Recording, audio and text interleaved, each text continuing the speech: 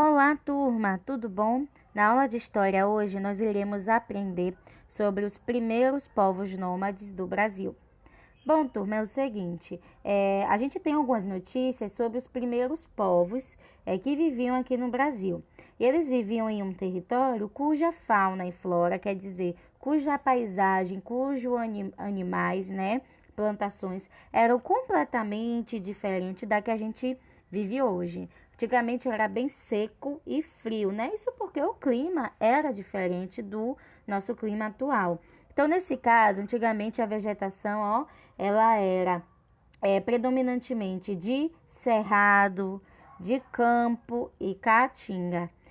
Nesse período havia alguns animais curiosos. Havia mastodontes, os tatus eram gigantes, as preguiças também eram gigantes, né? As preguiças, elas possuíam o tamanho de elefantes e elas não se penduravam nas árvores como a gente sabe, né? Que elas fazem atualmente. Então, os animais, eles tinham um tamanho bem maior do que a gente conhece hoje, né? E aí, nesse caso, esses animais, eles eram caçados por esses povos, por esses primeiros povos aqui da nossa sociedade, né? Eles caçavam para se alimentar. Depois dessa curiosidade, né, dessa informação de que o clima era muito seco e frio, depois que dessa informação que os animais eles tinham esse tamanho extraordinário, aconteceu um período de grande seca. Foi quando esses animais de grande porte acabaram se extinguindo, né? Porque eles não conseguiam se adaptar a um período de seca, então eles foram extintos. Bom, e quem eram esses povos que caçavam esses animais, né, para se alimentar e para viver? Eram os povos nômades, ou seja, eles não se fixavam em um único local. Algumas vezes eles utilizavam cavernas como abrigos temporários, outras vezes construíam tendas com madeiras e cobertura de pele de animais em campo. Como a gente pode ver aqui, olha, a cobertura era de pele de animal. Eles viviam se mudando, né? E ficavam somente alguns períodos em devidos lugares, né? Nesse caso, eles sobreviviam de coleta de fruta e da caça de animais. Existem indícios, existem informações de que esses povos utilizavam os instrumentos rudimentares feitos com pedras, né, para realizar diversas ações, como cortar, raspar e bater.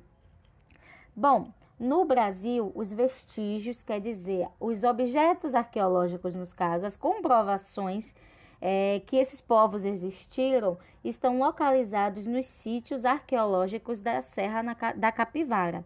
Isso fica lá na região de São Raimundo Nonato, no Piauí. É possível encontrar nas cavernas, né, milhares de pinturas rupestres, pinturas que eles fizeram, né? No caso, essas pinturas eram feitas com tintas obtidas pela mistura de óxido de ferro e cera de ouvido e outros elementos. Acredita-se também que essas pinturas rupestres tinham para esses povos um significado mágico e religioso, para que o alimento deles, né, não faltasse. Então, tinha um objetivo, né? Tinha um intuito para que essas pinturas fossem feitas. E como é que eles pintavam? Eles pintavam com dedos em pincéis. Os pincéis eram feitos com fibras e espinhos para ter os traços mais finos. Além desses, há também os homens de Lagoa Santa, cujos vestígios foram encontrados em grutas situadas lá na Lapa Nova de Maquiné, na região de Lagoa Santa, próxima ao Rio das Velhas, em Minas Gerais. Então, existem em alguns lugares aqui no nosso país vestígios, né, de povos nômades. Essas pinturas, elas são importantes porque nos dão preciosas informações de como era a vida, né, o cotidiano, o dia a dia desses humanos. Tem uma curiosidade aqui que nos diz que nos Campos do Sul existe vestígio da existência dos homens de Umbu. Tratava-se de um povo caçador que inclusive utilizava a boleadeira, que é uma espécie de arma com 2 ou 3 bolas amarradas por uma tira de couro e que, quando utilizada por uma pessoa hábil, prendia as pernas do animal. No caso, era para imobilizar uma arma para imobilizar um animal E eles também utilizavam arco e flecha. Já nas florestas do sul, também havia alguns homens, né? Nesse caso, havia os homens de Humaitá. Era um grupo diferente porque não conhecia o arco e flecha. Então, a caça desse grupo já era um pouco diferente, já que eles não tinham essas armas, né? Então, ele se alimentava de frutos silvestres e não tinha tanta habilidade como os homens de Umbu, os seus vizinhos.